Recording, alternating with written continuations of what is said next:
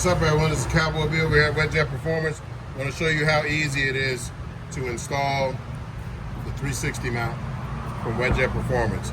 So pretty much you go on here, unlock yours, take it off, take your gasket off if you want to make the fit a little bit tighter.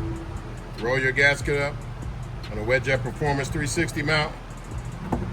Set it down, no tools, turn it, lock it on, it's good to go. Here's your pin. You take your pin, stick it right in here. You gotta push down when it's new because it's gotta break in, but like when you get it in there, you twist it to lock the position. This is locked on, not going anywhere.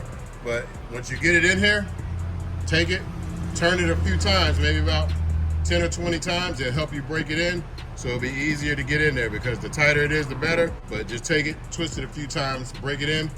When you twist it all the way to the left, it's unlocked. You can lift it up, and your pin comes out. Turn it this way, get back on your ski and ride, no tools, everything's secure and great. I'll do it one more time for you.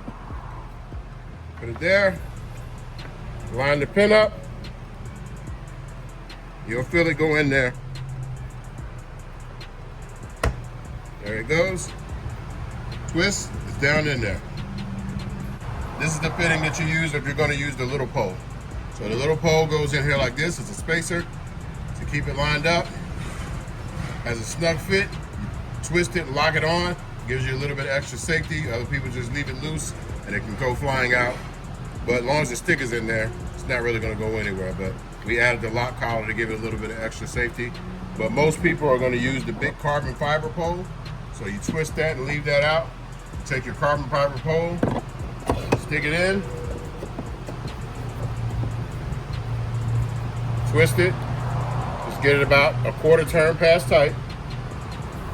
And then you can lift it up and out as far as you need to go. Really on a PWC, you only need to go about that far. Because the higher you go, the more leverage it has to do the whip action. If you're wave jumping, you don't want to stick it out that far, but regular riding and going over a little bit of chop, you need about 3-4 feet to get real good footage on any seadoo that our mount fits on. You can extend it all the way out at your own risk. You got to worry about the pole at that point. You don't have to worry about the mount. The mount's not going to break. But everything is great, easy to use. When you're finished, you can leave this in here, or you can just twist it, take it right back out, put your cap back in so you don't lose it, and it's done. And if you got the little thin mount, the smaller one, just leave it in here. You can take everything, you can twist it out, take everything out at the same time. Now, plenty in stock, and no tools needed. No lie.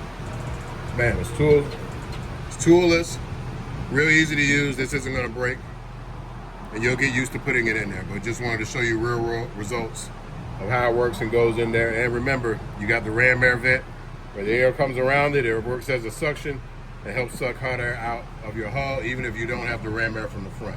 Most people just like to put a big hole here, but they don't understand the effect of wind and how you need it to go over like a wing environment so it can pull the air out from the hole. And we'll have a ventilation system with the remote doors on here where you can shut this door off if you want to, and no water can get back in. That piece will come out later on in maybe a month or so, but right now the camera's ready to go, the camera mount's ready to go. Enjoy it, take plenty of pictures, and send us some pictures. We'll put you up on the website. Peace.